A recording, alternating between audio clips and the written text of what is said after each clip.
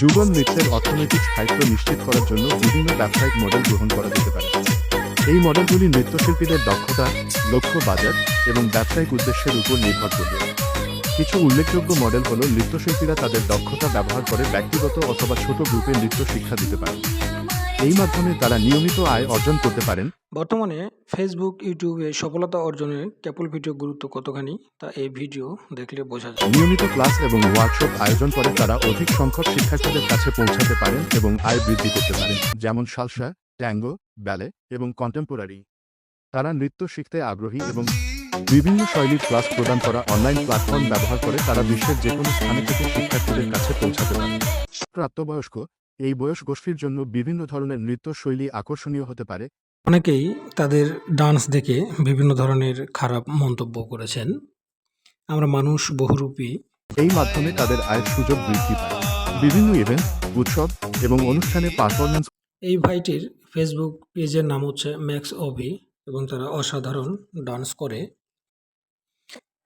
তারা আয় অর্জন করতে পারে। এই মাধ্যমে তাদের প্রতিভা প্রদর্শনের সুযোগ পাওয়া যায় এবং নতুন ক্লায়েন্ট পাওয়া যায়।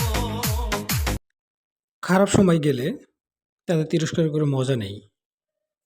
ভালো কিছু করলে ভাবি কিভাবে তার কর্পোরেট ইভেন্ট, বিবাহ অনুষ্ঠান এবং অন্যান্য অনুষ্ঠানে পারফরমেন্স করে তারা উচ্চ মূল্যের কাজ পেতে পারেন। থিয়েটার এবং স্টেজ শোতে অভিনয় করে তারা নিয়মিত আয় অর্জন করতে পারেন।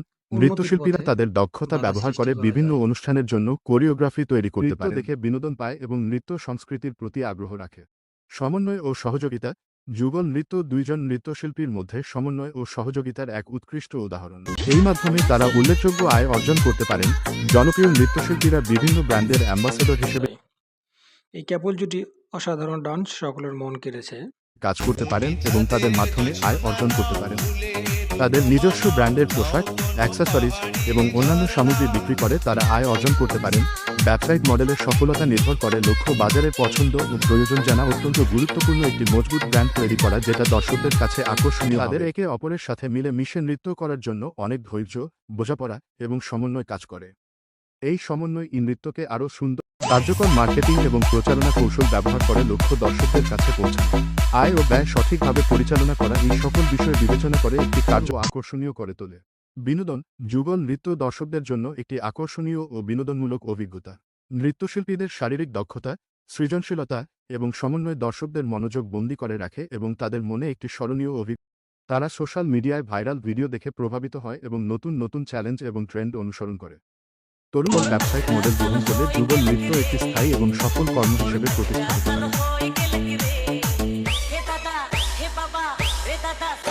ছাড়ে এই বয়স গোষ্ঠীর জন্য আধুনিক নৃত্য শৈলী যেমন হিপ হপ, কন্টেম্পোরারি এবং পপ নৃত্য বেশি জনপ্রিয়।